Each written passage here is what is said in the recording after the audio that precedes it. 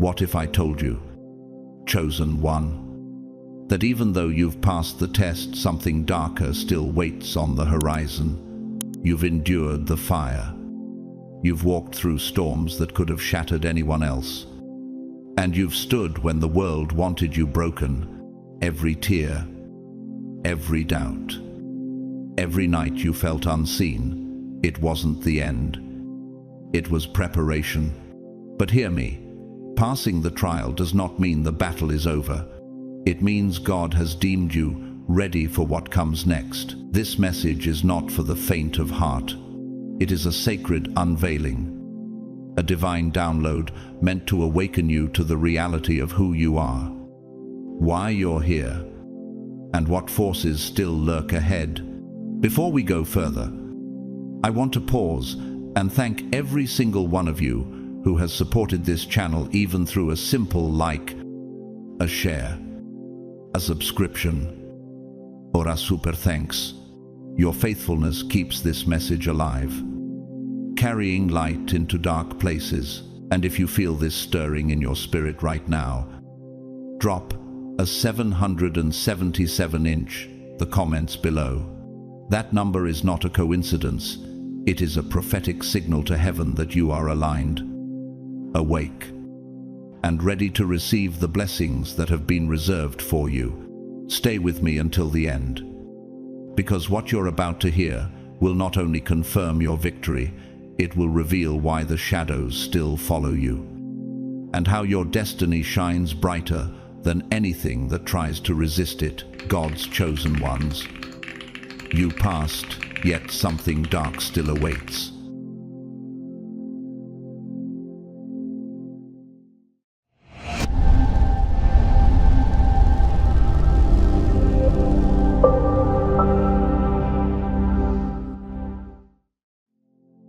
Haven't you sensed it, deep within your soul, like a frequency only your spirit could hear? There has always been a fire, an unshakable awareness that you were not born for the ordinary. You have walked through years where words failed you, yet a hidden certainty pressed against your heart, whispering that your life was marked to shift atmospheres, to pierce through darkness, and to carve light into places others feared to tread. That intuition was never random. It was God's own breath inscribed into your being, the divine blueprint etched into your very DNA, as Jeremiah 1:5 declares. Before I formed you in the womb, I knew you. Before you were born, I set you apart. Yet ask yourself, if God Himself designed your path, why has life so often felt like a battlefield where the enemy sought to crush your spirit? Doubt has wrapped around you like heavy chains. Fear has whispered relentless lies about your worth. And betrayal has pierced deeper than any sword. And yet, against all odds, you endured. No, more than that, you overcame. Like carbon under earth-shattering pressure, becoming a diamond, you emerged radiant. Isaiah 54:17 affirms, "No weapon formed against you shall prosper." This is not just poetry, it is your lived reality. You are walking proof that heaven's promises stand unbroken even in the darkest storms. But what does it mean to have passed the test?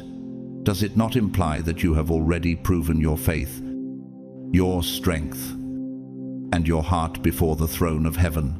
Every moment of silence, every night of weeping, every tear shed in solitude became part of your initiation into greatness. Consider Joseph, betrayed by his own blood, thrown into a pit, and forgotten in prison.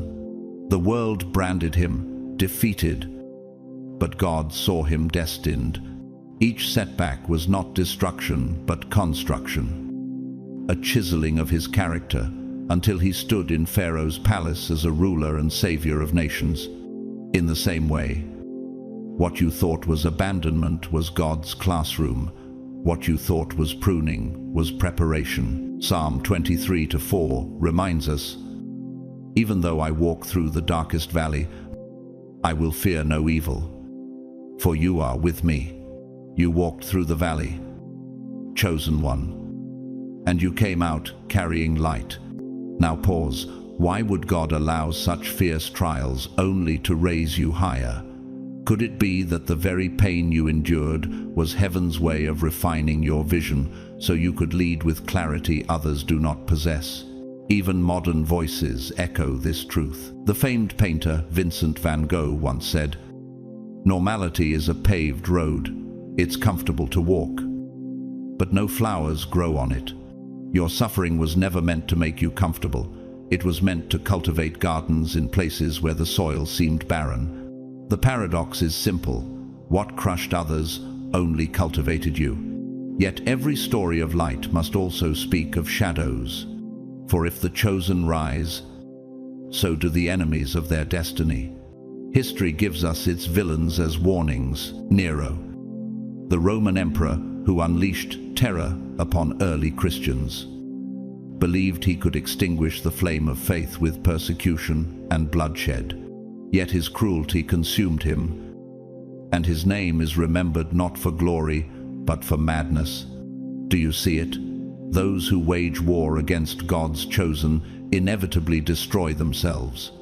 Their rise is brief, their fall eternal. Proverbs 11:21 assures us, though hand join in hand, the wicked shall not be unpunished. And so, here you stand on the threshold of something greater. Chosen one, you did not just survive. You were sculpted by divine hands for a purpose the world has yet to fully see. Your trials were symphonies of heaven's discipline, every note designed to strengthen your faith. But now the baton changes. A darker chapter awaits, not to destroy you, but to test whether you will wield your authority or surrender it. Can you sense it, the silence before a storm? The tension in the air before the battlefield erupts. This is not the end of your struggle. It is the beginning of your victory march. Do not retreat now. Stand tall. You carry the resilience of Joseph, the faith of David, the endurance of Job. Like a cathedral built stone by stone, your life has been constructed on holy ground, as 2 Corinthians 4:8-9 reminds us. We are hard-pressed on every side, but not crushed, perplexed, but not in despair, persecuted, but not abandoned, struck down, but not destroyed. You are living proof that God's hand preserves those he has chosen. Rise, chosen one. This is not the time to shrink back. Heaven has already written your victory, and earth is waiting for your step. Your scars are no longer wounds, they are testimonies. Your silence is no longer emptiness, it is power. Stand in your authority, for you have passed the test, and though something dark still awaits, you were born to overcome it. Let's speak of what is about to break forth. Chosen one, the heavens are shifting, and God is preparing to unveil blessings so massive, so unexpected, that they will leave you trembling in awe. Those dreams you have carried like fragile seeds, those whispered prayers, in the midnight silence, they are not figments of hope. They are covenants written in eternity. Every tear you've shed has been collected by God. Every cry has reached his throne. And all along, he has been orchestrating behind the veil a divine reversal that is now ready to manifest. Jeremiah 29:11 assures us, "For I know the plans I have for you, declares the Lord. Plans to prosper you and not to harm you. Plans to give you hope and a future. That future is not distant, it is now. Doors are opening. Miracles are unfolding. Promises are being fulfilled in real time. But what does this future look like? Imagine a life where financial chains dissolve like mist at sunrise, where broken health is restored like a wilted tree suddenly drenched by spring rain, where fractured relationships are healed as rivers carve new paths through hardened stone. This is not wishful thinking, it is your divine inheritance. Malachi 3:10 proclaims, "Test me in this, says the Lord Almighty, and see if I will not throw open the floodgates of heaven and pour out so much blessing that there will not be room enough to store it." God's promise is not survival, it is overflow. A flood of abundance, so overwhelming that even your past scars will shine as testimony. Have you noticed how nature itself echoes this truth? The barren desert, once cracked and lifeless, erupts in wildflowers after a single rainfall. The caterpillar, imprisoned in silence, bursts forth as a butterfly with colors the earth has never seen. The old oak tree, standing weather-beaten through countless storms, becomes the strongest refuge for creatures in its shade. Could it be that your life, too, has been a long winter, only so that the spring of God's glory might break forth in dazzling power? The great works of human art whisper this same promise. In Handel's Messiah, the chorus thunders, "And he shall reign forever and ever."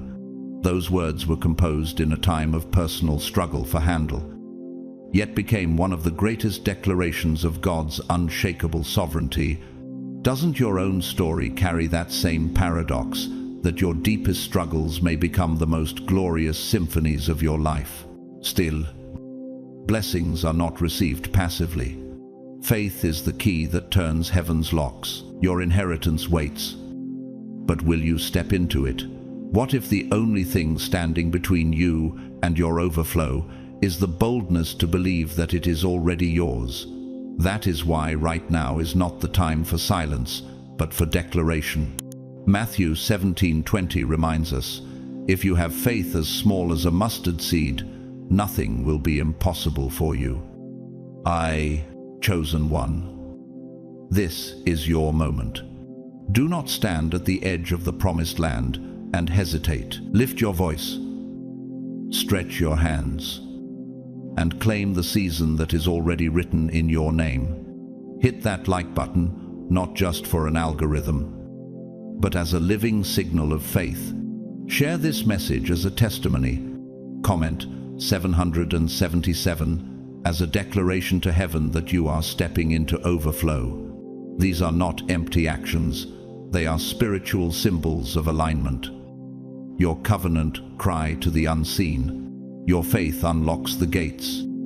Your words call forth the rain.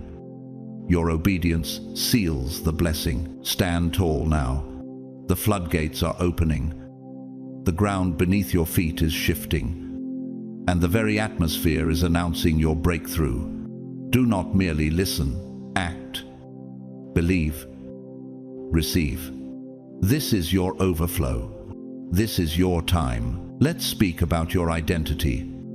Chosen one. You are not who the world has labeled you to be. You are not defined by your past failures, by the scars of yesterday, or by the careless judgments of others. You are God's living masterpiece, crafted with the precision of a celestial architect who knew exactly where every stone of your destiny must be laid. Ephesians 2:10 declares, "For we are God's handiwork, created in Christ Jesus to do good works, which God prepared in advance for us to do." That is not just a verse, it is the unshakable foundation of your existence. But why, then, do so many live beneath the weight of false identities? Could it be that the world's noise, like static interference, has tried to drown out the frequency of heaven's truth vibrating inside you? In physics, resonance occurs when one object begins to vibrate at the same frequency as another, amplifying its sound. In the same way, when your spirit resonates with God's word, your true identity amplifies beyond what the world can measure. Suddenly, every lie spoken over you shatters like glass under pressure, because the vibration of truth cannot be silenced. John 8:32 reminds us, "Then you will know the truth, and the truth will set you free."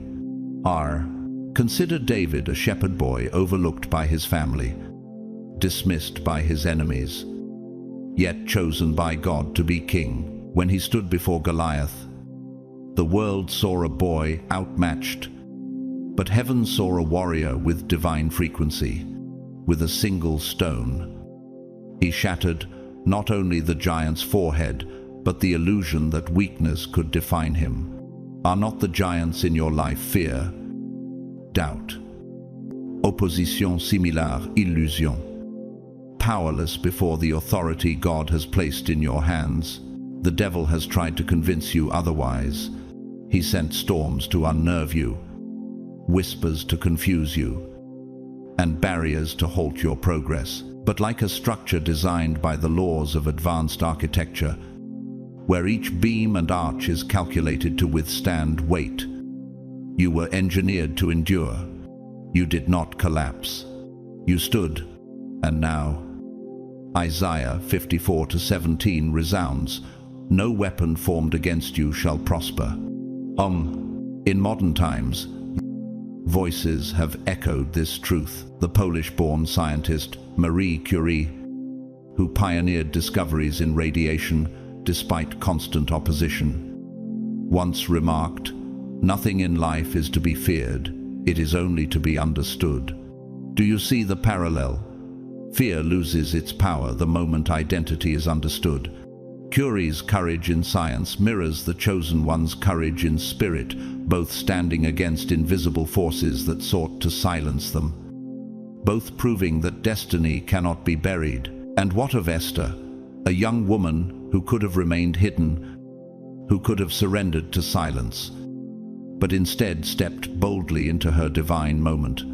The enemy thought he had orchestrated her people's destruction, but Esther's courage flipped the script, and her obedience opened the door to deliverance.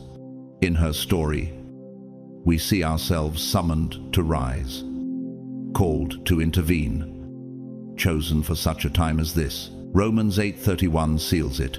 If God is for us, who can be against us? Pause and ask, why does the enemy tremble when you walk into a room? It is not merely your strength, it is your purpose. You are a game changer, a light bearer, anointed to disrupt his plans. Your very presence radiates truth, and light always drives out darkness. The devil's greatest mistake was not in attacking you, it was in failing to see that every battle only sharpened your authority. Chosen one, this is your moment of revelation. You are not surviving, you are thriving. You are not shrinking, you are expanding. You are not hidden, you are rising. Your scars are not shame, they are seals of authenticity. Like a cathedral whose beauty is revealed only after years of construction, your life has been designed to stand as a monument to God's glory. Rise now, stand in your anointing. The enemy's weapons have failed, his lies have crumbled, and his schemes have been exposed. The truth of your identity is louder than any accusation, brighter than any shadow, and stronger than any chain. You are chosen, you are radiant, and you are unstoppable. Let's talk about transformation. Chosen one, what is happening to you is not mere change, it is rebirth. God is not simply polishing the surface, he is reconstructing the foundation. Isaías 43:19 declares, "See, I am doing a new thing. Now it springs up. Do you not perceive it?" This is not a small adjustment. It is a divine overhaul. Your mind is being rewired with heaven's wisdom. Your spirit is being infused with holy fire. And your body is being renewed with strength that even the years cannot steal. You are stepping into a version of yourself that glows with divine vitality, radiates holy beauty, and moves with unstoppable purpose. But what will the world see? They will notice it in your eyes, the spark of clarity, They will notice it in your steps, the weight of confidence. They will notice it in your presence, the peace that no storm can shatter. This is not about pride or vanity. It is about becoming a mirror of God's glory. Matthew 5:16 reminds us, "Let your light shine before others, that they may see your good deeds and glorify your Father in heaven." Your transformation is not for your ego, it is for the salvation and awakening of others. Think of Moses, once a fugitive, broken by failure, hiding in the desert. But when he encountered God at the burning bush, his identity shifted. He was no longer a man running from his past. He became a vessel of miracles, one through whom seas parted and nations were delivered. Are you not standing in the same threshold? The world may have known you as fragile, unworthy, or ordinary, but heaven calls you chosen, mighty, and set apart for impossible victories. Modern voices confirm this truth. The Italian painter Michelangelo, when asked how he carved David from a block of marble, said, "I saw the angel in the marble and carved it until I set him free." Do you see it? God is the master artist. And your trials were the chisel, every cut, every strike. Every painful blow was shaping you into the masterpiece that now begins to emerge. But every transformation also exposes the rage of darkness. History offers us its warnings. Consider Pharaoh of Egypt, who hardened his heart against God's signs and wonders. Though he thought himself invincible, his arrogance drowned in the very waters that became Israel's deliverance. Can you see the pattern? Those who resist God's transforming power end up consumed by the very systems they tried to control. Proverbs says, "Disuit echoes it." Pride goes before destruction, a haughty spirit before a fall. Alan, chosen one. Pause and ask yourself, why has God invested so much into shaping you, refining you, and rebuilding you? Could it be because your very existence will become a living testimony that silences skeptics and shakes nations? Your transformation is not a private victory. It is a global announcement. You are becoming the evidence that God's promises are true, that His love is unshakable, and that His power is limitless. The devil hoped your wounds would define you. Instead, they became proof of your resilience. He hoped your failures would bury you. Instead, they became fertilizer for your growth. And now, like a phoenix rising from ashes, no, greater than that, like resurrection itself, you are being raised into a version of yourself that darkness cannot comprehend. Rise, chosen one. This is not the end of your story. It is the unveiling of who you truly are. Your scars are no longer reminders of pain, but seals of glory. Your transformation is God's megaphone to the world, that light conquers darkness, that truth outlives lies, and that His chosen ones are unstoppable. Step boldly, for you have been reborn for such a time as this, chosen one. Let us now speak of wealth. God's design for your life was never scarcity, never barely surviving, but overflowing. He has woven into your destiny a covenant of abundance, not just enough to sustain you, but more than enough to bless nations. Deuteronomy 8:18 declares, "But remember the Lord your God, for it is He who gives you the ability to produce wealth." This wealth is not limited to money. It is the holistic abundance of heaven: financial breakthroughs, restored relationships, vibrant health, and unshakable peace. Picture it, a life where financial stress is erased like chalk from a board, where you are not merely paying bills but establishing legacies. Imagine your body alive with strength, your mind clear as a crystal stream, your relationships infused with forgiveness and love. This is not fantasy, It is your divine inheritance. Ephesians 3:20 assures us, "Now to him who is able to do immeasurably more than all we ask or imagine, according to his power that is at work within us." But here lies the mystery. Abundance is real, yet it unfolds in seasons.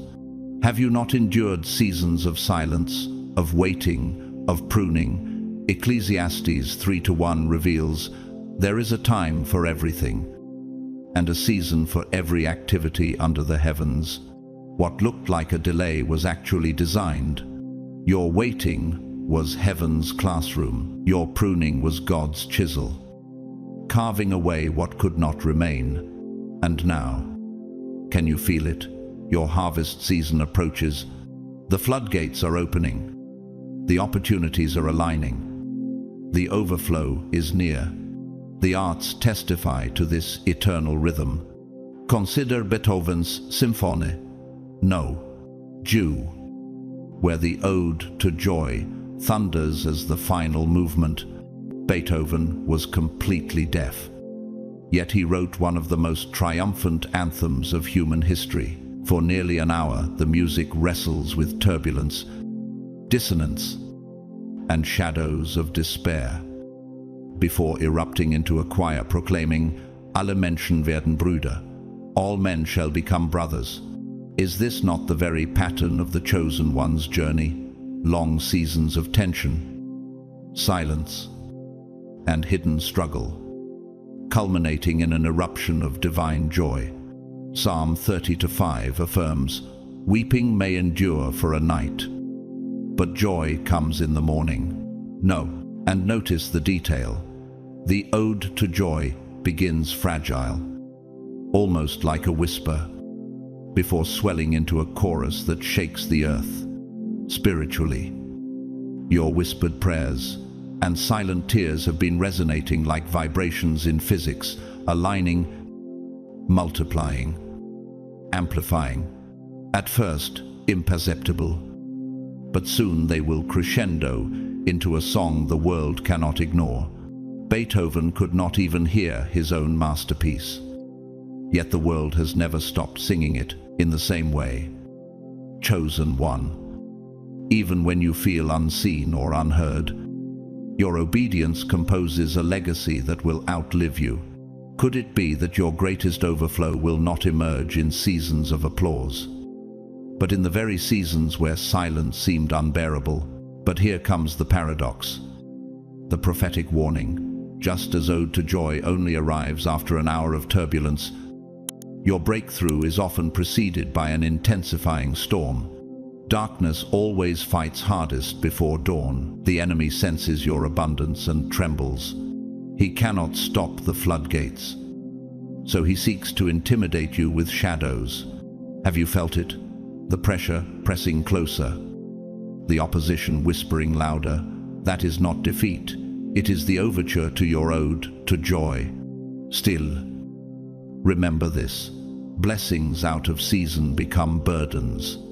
If Joseph had stepped into Pharaoh's palace before enduring the pit, he would not have carried the wisdom to preserve nations. If David had claimed the throne without facing Goliath, he would not have carried the testimony that inspired Israel. What if your waiting was God's mercy protecting you from blessings too heavy to bear prematurely? Chosen one, Rise now. You stand at the threshold of overflow, yet also at the edge of battle. The symphony of your life is reaching its crescendo. God is writing your ode to joy. But before the choir of blessings bursts forth, a final shadow may pass over the stage. Do not fear it, for Romans 8:31 proclaims, "If God is for us, who can be against us?" This is your moment. Claim the abundance, endure the shadows, and stand unshaken, for you have passed the test. And though something dark still awaits, your song will rise louder than the storm. Let us talk about faith. Chosen one, not faith as a fragile opinion or a vague wish, but as a force so real it bends the unseen into reality. Hebrews 11:1 proclaims, "Now faith is confidence in what we hope for and assurance about what we do not see." Faith is not passive, it is active energy, a current of heaven flowing through your spirit. It has carried you through storms where logic said you would drown, and it is now carrying you into the very breakthrough your enemies said you would never see. But what exactly happens when you choose faith over fear? Each time you stand firm in uncertainty, it is like striking a match in darkness. Light erupts, and shadows scatter.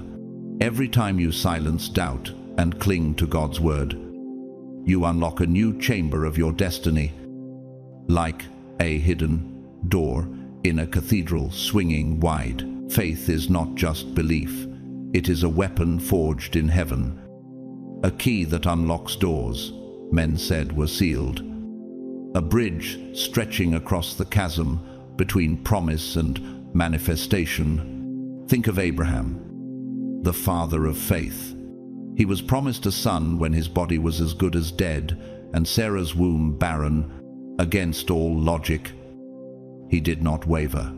Romans 4:20 declares, "Yet he did not waver through unbelief regarding the promise of God, but was strengthened in his faith and gave glory to God." Because of this unshakable stance, he became the father of nations.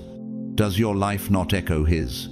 You too are standing on the edge of a promise that seems impossible to human eyes.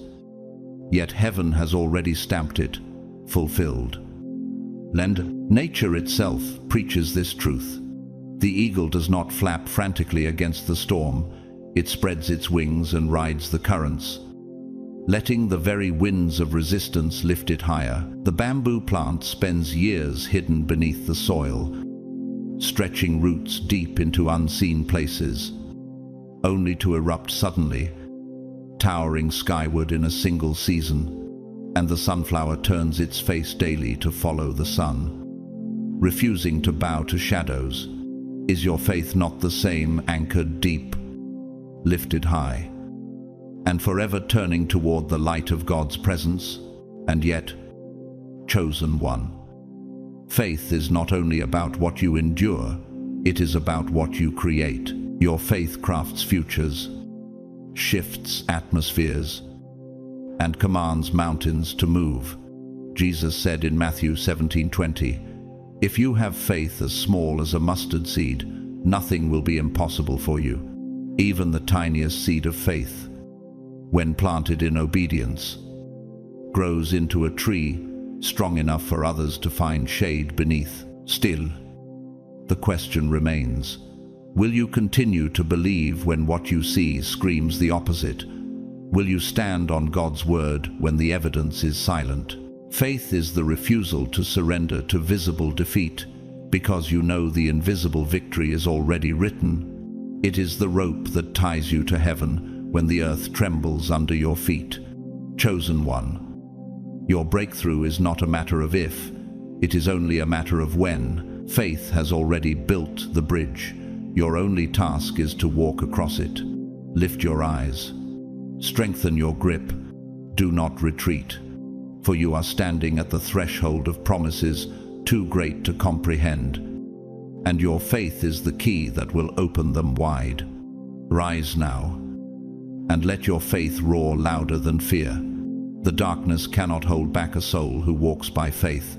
Step forward, for your breakthrough is not waiting in the distance, it is rushing toward you. Chosen one. Let's talk about your influence. You were never chosen merely to gather blessings for yourself. You were chosen to become a blessing. Your life is not a closed vessel. It is a fountain designed to overflow. Every scar you carry, every triumph you've earned, every tear you've shed, they are sermons written in flesh and spirit. Matthew 5:14 declares, "You are the light of the world. A town built on a hill cannot be hidden." Your light was never meant for isolation. It was meant for impact, for visibility, for awakening hearts asleep in the shadow of despair. But pause for a moment. What does influence look like in the kingdom? It is not noise, it is resonance. Just as in physics, when two frequencies align, the sound multiplies in power. So your faith, when aligned with heaven's frequency, resonates far beyond what your eyes can see. Could it be that your prayers whispered in solitude are echoing across atmospheres, shaking foundations you have not yet touched? History itself testifies to this pattern. Martin Luther King Jr., armed with vision and faith, became a voice that transcended his own generation. He fought not for himself, but for millions whose hope was fading. His life was a living parable. One man's faith can ignite nations. Are you not the same? A catalyst for change. A vessel through which God's justice and mercy collide to set captives free. And here lies a deeper truth. Influence begins within. Romans 12:2 teaches, "Do not conform to the pattern of this world, but be transformed by the renewing of your mind." Transformation is not cosmetic, it is structural. It is like the rewiring of a neural network in the mind, or the reforging of beams in an ancient cathedral. The architecture of your thoughts is being rebuilt to carry greater weight, greater glory. Where once you saw only walls, now you see corridors leading to possibilities. Where once fear clouded your perspective, now faith illuminates the blueprint. Where once burdens bent your shoulders, now purpose lifts your head. Consider Paul, once a persecutor, blind in his zeal, until an encounter with Christ dismantled his old architecture and rebuilt him as an apostle of truth. His transformation was not behavior modification, it was identity recreation. Do you see yourself in this mirror? Could it be that God is peeling away not just what you do, but who you thought you were, to reveal who you were always destined to become? Bold, radiant, unstoppable. Psychology recognizes this principle. When patterns of thought shift, new neural pathways are forged, and behavior follows. Spiritually, when your mind is renewed by the Spirit of God, your entire life realigns. What once enslaved you becomes powerless, because your very inner circuitry has changed. Your influence is not an act you perform, it is an energy you carry. So, ask yourself, who might be watching your story right now? A colleague drowning in hopelessness, a friend suffocating in doubt, a stranger longing for proof that God is real. Your presence, your resilience, your joy, they are living sermons. 2 Corinthians 3:3 says, "You show that you are a letter from Christ, written not with ink, but with the Spirit of the living God." You are the message. You are the evidence. You are the proof. Chosen one. The world does not need more noise. It needs light. And light, when it shines, cannot be ignored. You are not here to blend in. You are here to radiate. Your story will shake atmospheres, break chains, and awaken dormant faith. Your influence is not confined to this moment. It will ripple into generations you will never meet. Rise now. Walk in the boldness of one whose very identity is a declaration. Do not hide. Do not shrink. The world needs your light, and heaven has already ignited the flame. Shine. Chosen one, for you are the architecture of influence, and your radiance is unstoppable. Chosen one. Let's talk again about the enemy, for he is still watching. Do not be deceived. He has not grown silent simply because you have risen. He thought he could keep you bound in shadows, but your light has grown too radiant to be contained.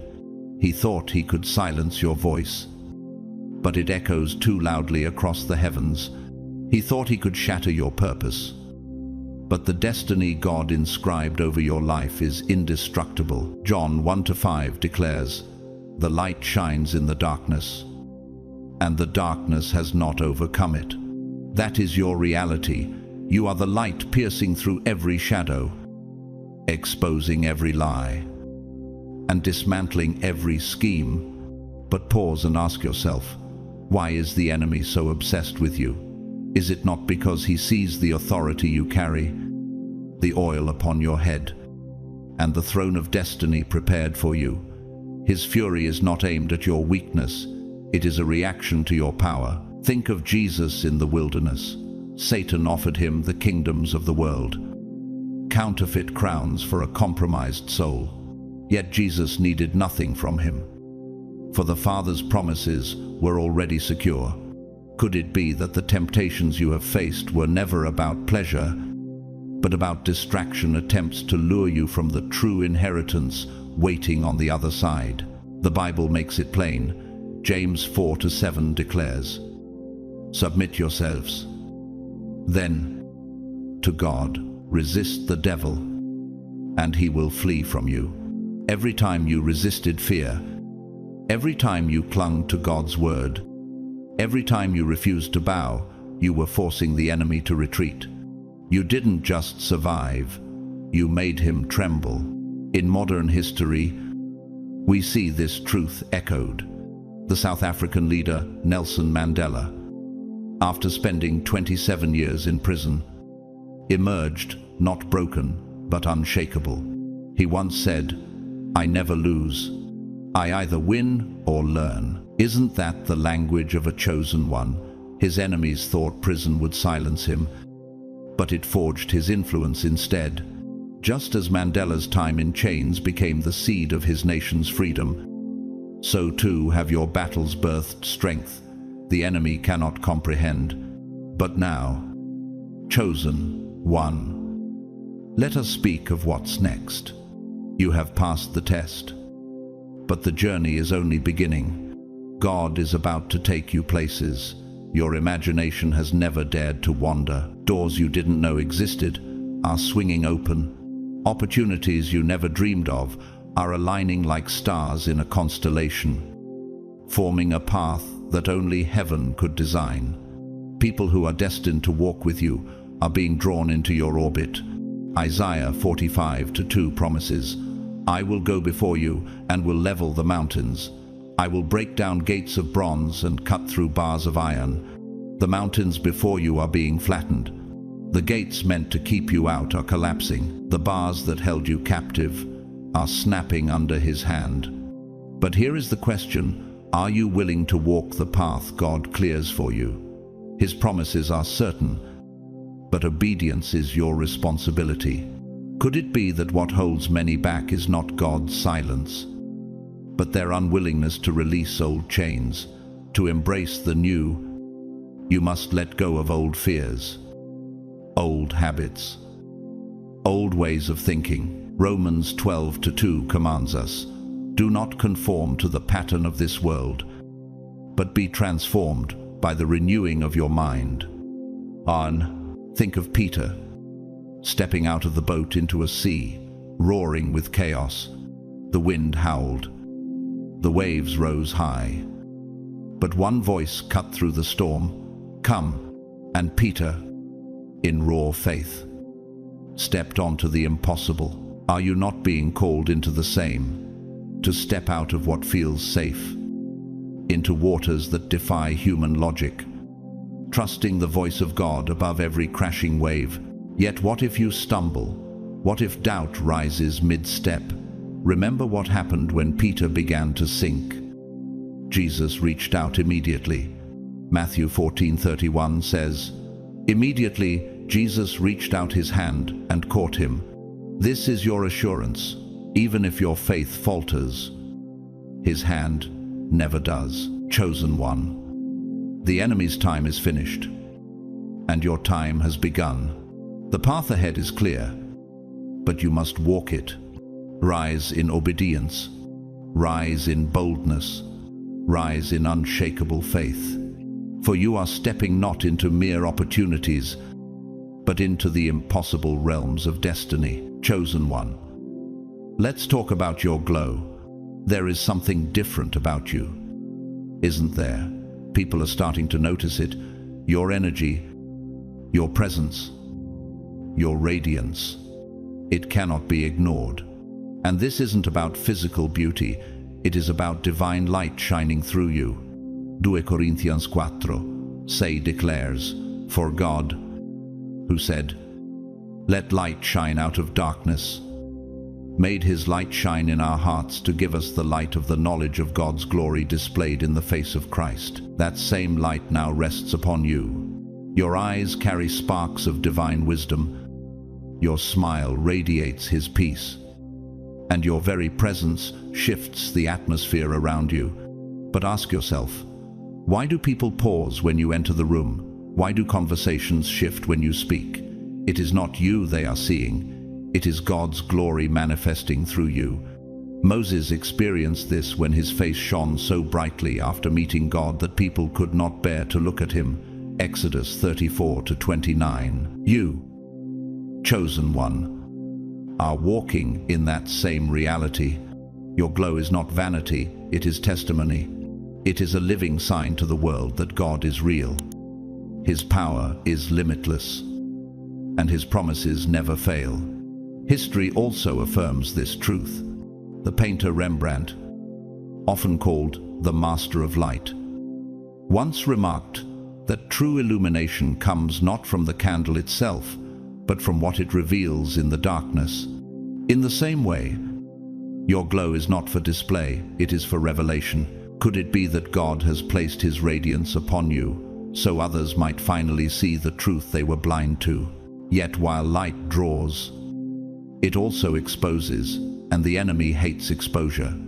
Consider King Herod, who sought to kill the infant Jesus because he feared losing his throne. He thought slaughtering innocents would secure his power, but his legacy is remembered as cruelty and futility. Isn't it clear? Those who resist God's light always end up consumed by their own darkness. Proverbs 24:20 warns, "For the evildoer has no future hope, and the lamp of the wicked will be snuffed out." The glow you carry is not fragile, it is untouchable, for it comes from the eternal flame of God himself. But now let us go deeper into purpose. You were not chosen to live a small life. You were chosen to shape history. God has planted dreams in your heart, visions in your spirit, and a calling on your life that is bigger than anything you could manufacture. Ephesians 3:20 promises, "Now to him who is able to do immeasurably more than all we ask or imagine, according to his power that is at work within us." This is not poetry, it is your living reality. Think of Noah. When the world mocked him, he built an ark. When society dismissed him as insane, he obeyed God's voice. And because he obeyed, he did not just save his family, he preserved humanity. Could it be that what you are building, whether a business, a ministry, a movement, or a legacy of love, will ripple far beyond your lifetime? In our age, testimonies whisper the same truth. Mother Teresa, often overlooked and underestimated, once said, "I alone cannot change the world, but I can cast a stone across the waters to create many ripples." Her legacy of compassion became a tidal wave that outlived her. In the same way, your obedience may look small to the world, but in God's hands, it becomes unstoppable. Still, the question remains, will you shrink back when fear taunts you? Or will you step boldly into the calling marked for you? Romans 8:31 thunders, "If God is for us, who can be against us?" The mountains before you are not barriers, they are invitations for miracles. The doubts in your mind are not signs of weakness, they are opportunities for faith to roar louder. Chosen one, your glow is evidence. Your purpose is unstoppable, and your destiny is already unfolding. The enemy cannot snuff out what God himself has ignited. Do not hide your light. Do not retreat from your purpose. The time is now. Step forward. Shine brighter. Build boldly, for you were chosen not just to survive, but to radiate heaven's glory into the earth. Rise, chosen one. Your glow is the dawn. Your purpose is the day, and your impact will outlive the night. Chosen one. Let's talk about overflow. God's blessings for you are not designed to simply cover your needs. They are designed to exceed them. His intention is not survival, but saturation. Psalm 23:5 assures us, "You anoint my head with oil, my cup overflows." That is your portion. Your cup is not just filled, it is spilling over into the lives of those around you. This overflow will not only be financial, it will be emotional, relational, and spiritual. It will be peace that defies logic, joy that outlives sorrow, and love that heals wounds others thought would never close. But pause and ask yourself, what does it look like to live in overflow? Is it not like a river that bursts its banks, watering fields far beyond its original borders? Your influence, your testimony, your resilience, these are the waters of blessing that will ripple into your family, your community, and even generations you will never meet. Isaiah 58:11 declares, "The Lord will guide you always. He will satisfy your needs in a sun-scorched land and will strengthen your frame. You will be like a well-watered garden, like a spring whose waters never fail." You are that spring chosen to refresh a thirsty world. Yet let us also speak of resistance. For with every overflow comes opposition. As you step into destiny, not all will understand. Some will doubt you. Some will mock you. Some will even try to hold you back. But what if their resistance is not a curse, but a confirmation that you are advancing on the right path? Jesus himself told us in John 16:33, "In this world you will have trouble, but take heart. I have overcome the world." The opposition you face is not the end of the story. It is the sign that victory is already in motion. Think of Nehemiah rebuilding the walls of Jerusalem. He was mocked, threatened, even plotted against, yet he refused to be swayed. Nehemiah 6:3 records his reply, "I am carrying on a great project and cannot go down." Isn't that the cry of your own spirit? You too are rebuilding walls of faith, of vision, of legacy. Could it be that the very resistance you face is the hammer striking the anvil, shaping you into unbreakable steel? Nature reflects this reality. Consider the pearl, formed only because an irritant entered the oyster's shell. What began as irritation became beauty, or the towering redwood tree. Its roots intertwine with others beneath the soil. So when storms come, the forest stands as one. Does your life not mirror this? The pressure you resisted has formed your treasure. The connections you've nurtured will hold you steady in coming winds. And still, chosen one, confidence is rising in you.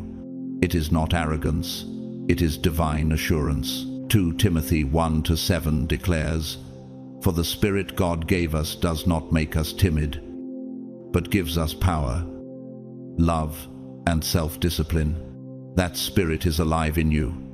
Where you once shrank back, you now stand tall. Where you once doubted, you now declare. Where you once waited, you now act.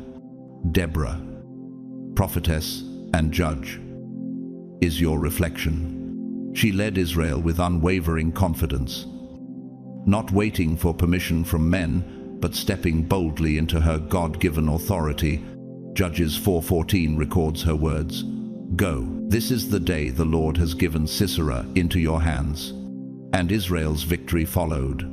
Could it be that your own confidence is the very spark needed to lead your family, your business, your community, or even a movement into breakthrough? Art whispers the same truth. In Verdi's opera, Nabucco, the enslaved Hebrews sing, "Va, pensiero, a chorus of longing for freedom, though written for a stage. It ignited real movements for liberty in Italy. What began as music became a revolution, so too. Your overflow will not remain private. It will stir atmospheres, awaken dreams, and ignite change. Chosen one, your overflow is not a luxury. It is a calling. Your confidence is not pride. It is prophecy. And your resistance is not defeat. It is divine proof. You are on heaven's path. Rise now. Keep building. Keep shining.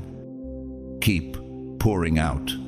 For your cup is not just full, it is unstoppable. Chosen one. Let us speak of the unseen. Even now, God is working behind the scenes, orchestrating alignments that your natural eyes cannot yet perceive. Doors you do not even know exist are already unlocked. Connections are being woven like threads in a tapestry, so vast it spans beyond your vision. Breakthroughs are in motion, converging toward you with precision. Ephesians 3:20 assures us, "Now to him who is able to do immeasurably more than all we ask or imagine, according to his power that is at work within us." This is not poetry, it is your present reality. But pause and ask, if you cannot see the entire picture, will you still trust the artist? Ruth did not know she was walking into destiny when she followed Naomi into a foreign land. She was simply faithful in the small things, gleaning grain in Boaz's field. Yet heaven was aligning her steps into a lineage that would lead to King David, and eventually to Christ himself. Could it be that your simple obedience today is preparing an inheritance for eternity? This truth is echoed even in science.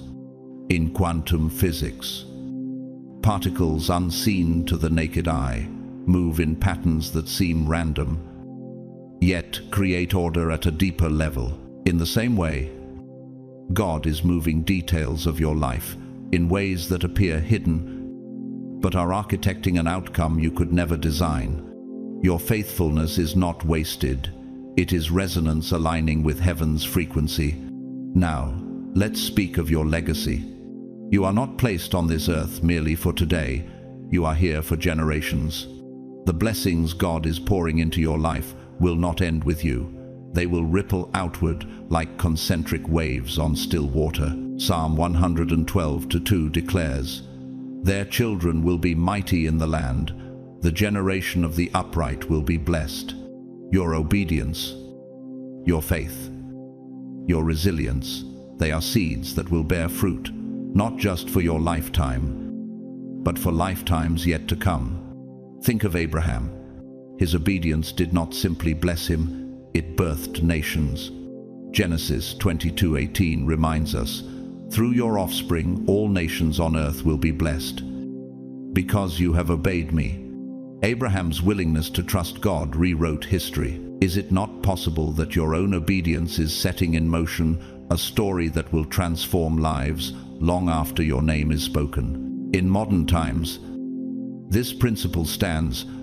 The Italian entrepreneur Brunello Cucinelli, often called the philosopher-designer, once said, "We must work not only for profit, but to leave a moral and cultural inheritance." His vision was not about clothing alone, but about building a legacy that dignifies humanity. Doesn't this echo your call, your work, your choices? Your faith are bigger than profit or recognition. They are carving pathways for those who will come after you. Now, let us address the divine shift. You are not merely moving forward, you are being propelled. God is accelerating the timeline of your destiny. What once required years will now unfold in months. What once took months will now collapse into days. Isaiah 60:22 proclaims, "The least of you will become 1,000, the smallest a mighty nation. I am the Lord. In its time, I will do this swiftly." This is God's signature. He does not delay when the fullness of time arrives. Consider Daniel. One night he was in the lion's den, facing what seemed certain death. The next, he was lifted into favor, his enemies silenced. His influence multiplied. Acceleration is not fantasy, it is the sudden shift of God's timing. Could it be that you are standing at the edge of such a shift, where prayers sown over years will burst into harvest overnight? Architecture illustrates this truth. A cathedral may take centuries to build, yet there comes a moment when the final stone is laid, and the structure suddenly stands complete. Your life has been under construction. Every prayer, every act of faith, every hidden sacrifice, they have been the scaffolding. And now, heaven is removing the scaffolds because the design is ready to be revealed. Chosen one, do not shrink back. The unseen hand is guiding you. Your legacy is already in motion, and the acceleration of heaven is propelling you. Trust the process even when you cannot see it. Stand firm even when resistance whispers. For your story is no longer confined to survival. It is a cathedral of testimony, a river of legacy, and a race running at heaven's speed. Rise now, walk in faith, step into acceleration. For what God has begun in you will not only outlast you, it will outpace you. Chosen one, let us speak of peace in the storms, in the chaos. In the nights you thought you would break, you found a stillness that cannot be explained. Philippians 4:7 declares, "And the peace of God, which transcends all understanding, will guard your hearts and your minds in Christ Jesus." This peace is not dependent on calm seas or friendly skies. It is anchored in God's presence. It is the calm that steadies you when the world shakes, the assurance that holds you when everything else crumbles. But pause for a moment. Why do you still sleep while storms roar around you? Is it not because you carry the same peace Christ carried when he slept in the boat as his disciples panicked? Mark 4:39. They feared the wind. He commanded it. And you, chosen one, are walking in that same peace, a peace that is itself a weapon. For when the enemy rages, nothing confuses him more than a believer who rests. Could it be that your ability to remain calm is the very evidence that you know who truly reigns? History echoes this truth. The late Archbishop Desmond Tutu, who stood against apartheid in South Africa, once said, "Do your little bit of good where you are. It's those little bits of good put together that overwhelm the world." He lived through oppression and violence, yet carried a peace so radiant, it became contagious. Doesn't your own life mirror this, that in holding peace, you hold a weapon that no tyrant can break? Now let's speak of authority. You have not just been given power, you have been entrusted with authority. Luke 10:19 resounds, "I have given you authority to trample on snakes and scorpions, and to overcome all the power of the enemy. Nothing will harm you." This is not mere encouragement, it is jurisdiction. You have been given the legal right of heaven to command and see creation respond. You carry the authority to rebuke the enemy and see him flee, to speak to mountains and see them move, to declare promises and watch them manifest. What would change in your life if you lived fully aware of that authority? Would you still tremble before fear? Would you still question your worth? Elijah did not hesitate when he stood on Mount Carmel. He called down fire because he was aligned with God's will. 1 Kings 18:38 records, "Then the fire of the Lord fell and burned up the sacrifice." And you, chosen one, are aligned with the same God. Could it be that you are meant to be a living altar through which heaven's fire falls? But here is the contrast. Look at Jezebel, the queen who opposed Elijah. She thought her threats could silence God's prophet, but her end was destruction. Her name remembered not for power, but for corruption. Her fate proves what all adversaries of God's authority eventually face: downfall. Proverbs 11:21 confirms, "Be sure of this, the wicked will not go unpunished, but those who are righteous will go free." Now let us turn to the harvest. For you have been sowing seeds of faith, of prayer, of obedience for years. You sowed in tears, not knowing if rain would ever come. You pressed through deserts where the ground looked barren. Yet Galatians 6-9 assures you, "Let us not become weary in doing good, for at the proper time we will reap a harvest if we do not give up." The rain is falling now. The crops are sprouting. The fields are white with grain, ready to be gathered. Think of the farmer who sows in hope, waiting through nights with no guarantee, yet rises every morning, believing that the earth will yield. You are that farmer. And now, the waiting has turned into seeing. Your faithfulness has positioned you for overflow. The harvest is not just financial, it is relational healing, physical restoration, renewed purpose, and generational blessing. In our time, the Nobel laureate Wangari Maathai of Kenya once said, "When we plant trees, we plant the seeds of peace and hope." She began with one tree, mocked and opposed. But today, her Green Belt movement has restored millions of acres and touched countless lives. Does this not reflect your own journey? That every prayer, every small act of obedience has been a seed, and now an entire forest of blessing is springing forth. Chosen one, your peace is your shield, your authority is your weapon, and your harvest is your inheritance. Do not shrink back. Do not question the seeds you sowed. The world will soon see what heaven already declared. Rise now, stand in peace, walk in authority, reap your harvest, for this is your time. And nothing, absolutely nothing, can stop what God has already placed in motion. God is expanding your vision. Chosen one, He's stretching your inner sight beyond the horizon of the natural world, giving you eyes to discern what others overlook, a heart to dream what others dare not, and a spirit to believe what most dismiss as impossible. Habakkuk 2:2, the 3rd of December Lares.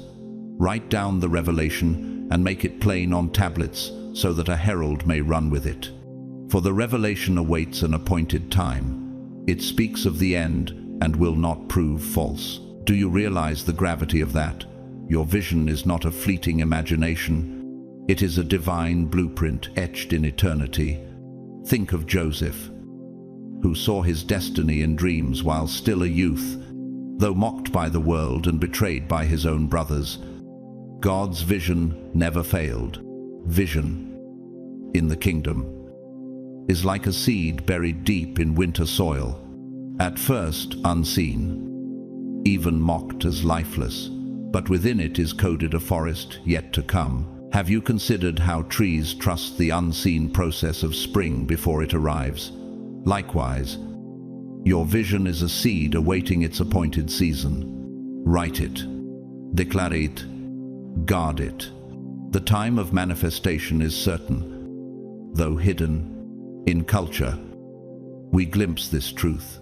Beethoven, nearly deaf, still heard a symphony the world had not yet heard.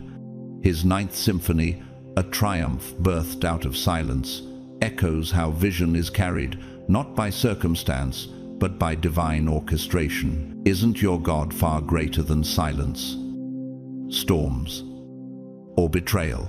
Chosen one, your vision is not for you alone. It will ripple outward, inspire generations, and shift the atmosphere of nations.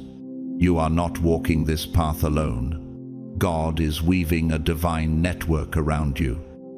Chosen, one, threads of destiny forming a tapestry larger than your single strand.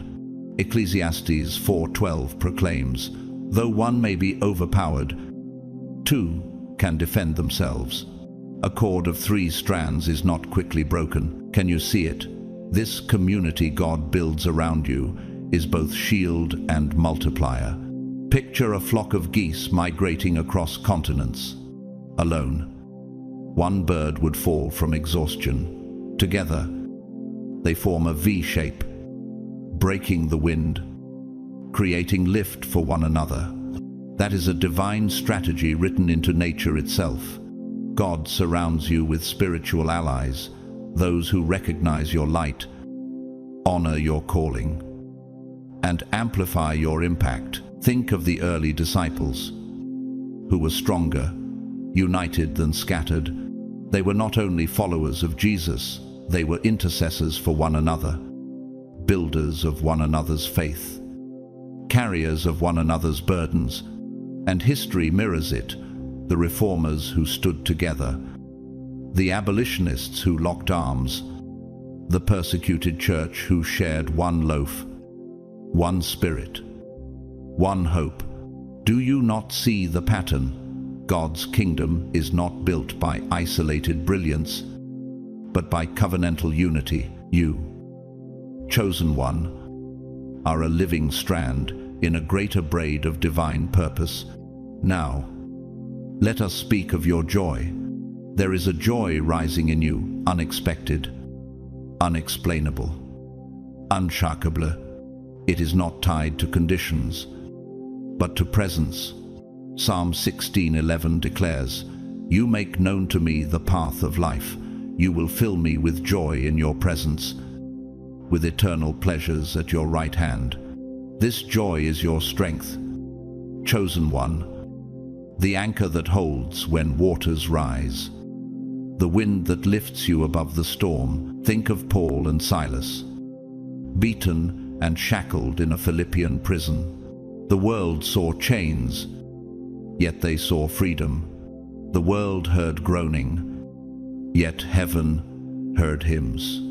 Their joy became a sound wave that cracked foundations and opened prison doors. Can your praise in pain do the same? Joy is nature's rebellion against despair. The sunflower tilts toward the light, even after nights of shadow. Rivers carve through stone not by force, but by faithful persistence. So too, your joy endures, flowing past opposition, shaping landscapes. The enemy thought unshakable. And listen, this is not empty emotion. It is a divine weapon. The arts have whispered of this truth. In Victor Hugo's Les Misérables, amidst tragedy, there is a line sung, "Even the darkest night will end, and the sun will rise." Does that not echo the kingdom reality that sorrow may last for a night, but joy comes in the morning? Psalm 30:5. Your joy confounds the enemy, strengthens the weary, and testifies that God is Emmanuel, God with us. So let it shine, chosen one. Let it overflow until it becomes contagious. Let your laughter be the sermon no one can silence, the beacon no storm can extinguish. Your joy is not just survival, it is prophecy. It is resistance, and it is victory. Let's talk about your resilience. You've walked through fire, chosen one, yet not a single flame consumed you. You've crossed through storms, yet not a single wave drowned you. You've wandered in valleys, yet your feet never gave way. Isaiah 40:31 reminds us, "But those who hope in the Lord will renew their strength. They will soar on wings like eagles. They will run and not grow weary. They will walk and not faint." But pause. Why are you still standing when others have fallen? Why did the valley not bury you, but instead carve you into something stronger? Could it be that resilience is not just survival, but the language of heaven proving its claim upon your life? Like carbon under immense geological pressure, becoming diamonds. Your soul has been compressed, only to emerge indestructible. In psychological terms, you've undergone post-traumatic growth, not simply recovering, but transforming, evolving into a higher frequency. Think of Job, stripped of everything, yet doubled in restoration, because faith held. Every scar you bear is not a weakness, it is an architectural blueprint of God's design. Tell me, do you realize your scars are not signs of defeat but signatures of heaven? You weren't placed on earth just to exist, you were designed to reign. Revelation 5:10 proclaims, "You have made them to be a kingdom and priests to serve our God, and they will reign on the earth." This isn't symbolic, it's covenant. But do you see yourself as more than a survivor? Or are you still shrinking from the throne that has already been written in your name? What would change if you truly believed you were both priest and king, called to carry heaven's frequency into every domain of your life? Your life is an empire under construction, every prayer a foundation stone, every act of obedience a pillar, every surrender a vaulted arch. Think of Queen Esther, an orphan girl turned queen because destiny demanded her courage. Likewise, your throne may not be golden, but it is real. It's the sphere of authority prepared for you. In physics, resonance occurs when something vibrates at its true frequency. Tell me, chosen one, what happens when your soul finally resonates with heaven's blueprint for your life? Everything aligns. Doors open. Thrones appear. You're not bound by the ordinary. You walk in dimensions unseen. 1 Corinthians 2:9 says, "No eye has seen, no ear has heard, no mind has conceived what God has prepared for those who love Him."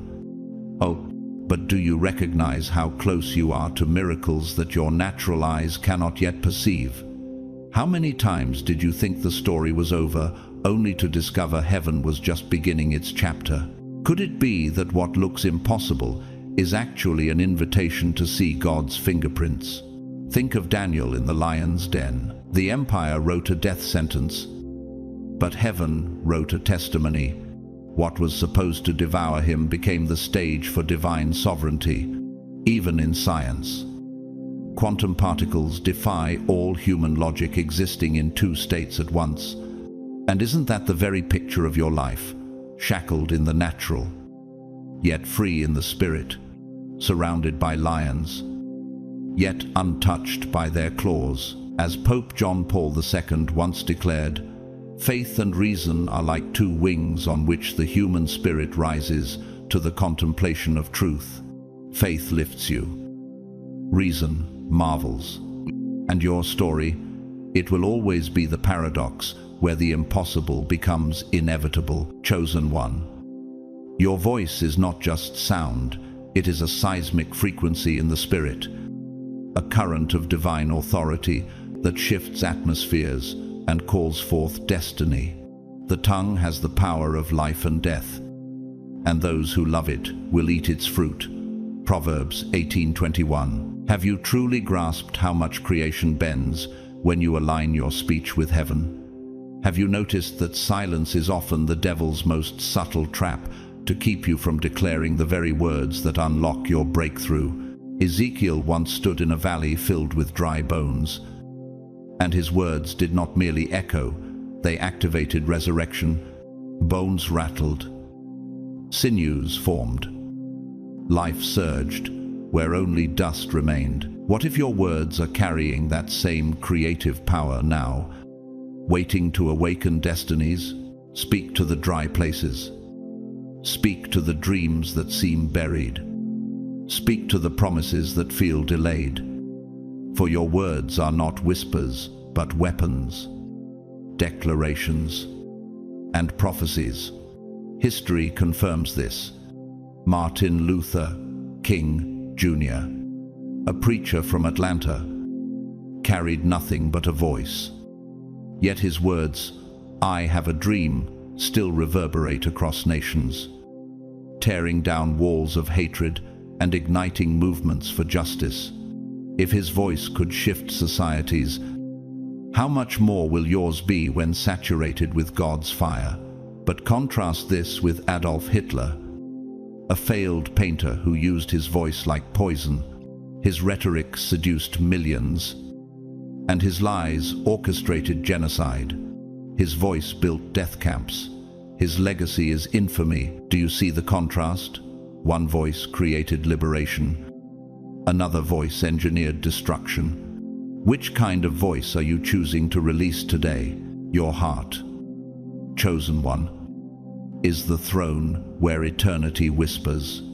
It has carried wounds, betrayals, and unspeakable heaviness. Yet God is performing a deep excavation within you. He heals the broken-hearted and binds up their wounds. Psalm 147:3. Why do you think some wounds have lasted so long? Could it be that God allowed them not to break you, but to carve space for His glory? What happens when pain no longer imprisons you, but instead propels you into compassion? Mary Magdalene was once chained by 7 demons, yet she became the first herald of the resurrection, her healed heart glowing with testimony. In the same way, your scars are becoming stained glass windows through which His light shines. Frida Kahlo, the Mexican painter who turned lifelong suffering into art that still inspires millions, revealed that brokenness can become brilliance. Isn't that what God is doing with you? But beware Pharaoh. Though he witnessed God's signs through Moses, hardened his heart again and again, until his stubbornness drowned his army in the Red Sea and sealed his empire in ruin. Will you be like Pharaoh, clinging to pride? Or like Mary, offering your brokenness for God to rebuild? Your future is not a gamble. It is a script authored in eternity. For I know the plans I have for you, declares the Lord. Plans to prosper you and not to harm you. Plans to give you a hope and a future. Jeremiah 29:11. Do you live as though heaven has already secured your tomorrow?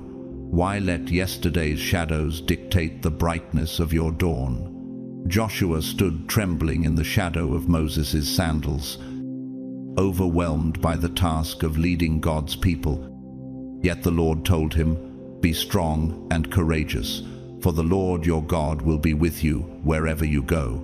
Joshua 1-9.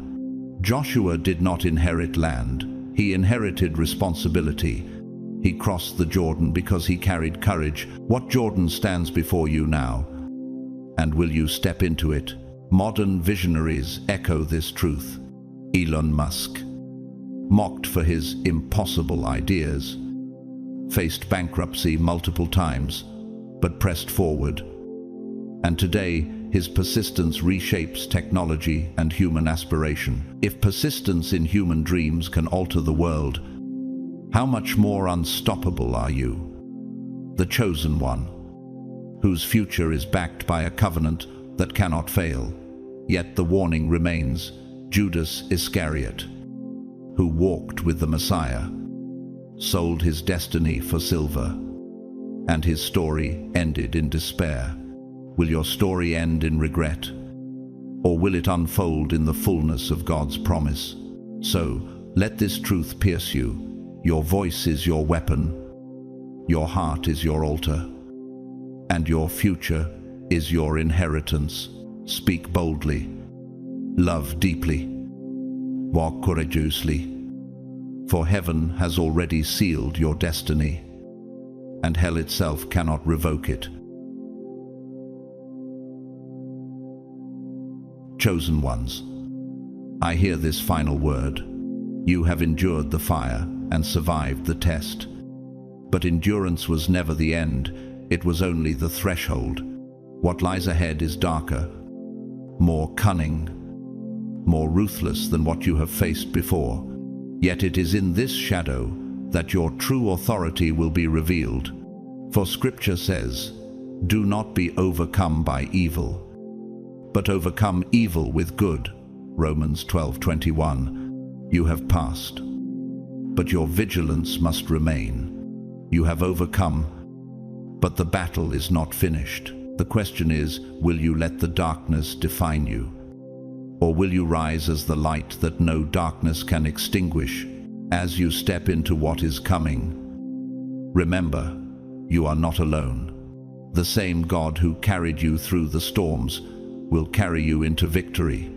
Hold fast to your faith, sharpen your discernment, and walk with courage. And as we close, I want to thank every single one of you, not only those who supported through Super Thanks, but every chosen one who has stood with this channel, watching, praying, and walking this path with us. Your presence here is no accident.